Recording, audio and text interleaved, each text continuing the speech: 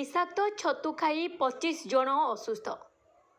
विषाक्त छतु खाई 25 जन असुस्थ होता बेले मालकानगिरी जिला मुख्य चिकित्सालय भर्ती होती। सूचना अनुसार मालकानगिरी जिला सदर स्थित जयपुरिया गुड़ाटे किछि युवक जंगल छतु संग्रह कर आनी तेबे छतु को समस्त भाग करने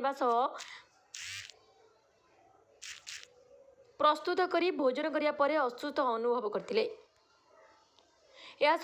किछि व्यक्ति बांती होइतिला। प्राय 25 जन असुस्थता अनुभव करबा परे जिला मुख्य चिकित्सालय भर्ती होइतिले।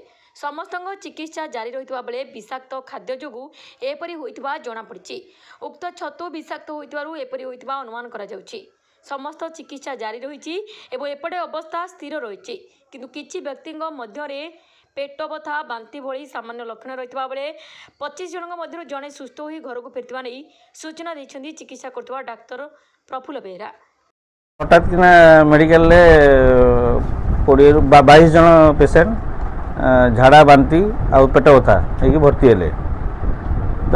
समस्ते बुझलाठू जे से घरे छतु आ पनीर खाई मोस्टली जार सब लक्षण थिला से माने सबू से छतु पनीर से माने सब खाइथिले से माने आ लक्षण साधारणतः समस्त एका ज्वर पेट बथा बांती आ तादेरो आज डिस्चार्ज होचंदी 4-5 जन डिस्चार्ज हेलेनी आ लक्षण सब कमी जाईची आ 10-12 जन अछंती जे लक्षण भी कमी जी कि पूरा कमीनी। कौन इतना डिटेल से ये सुभाष छक पाखु पनीर नहीं तरकारी कला परे जेतिक जन खाई समस्त झाड़ा बांती पेट बथा बाहर।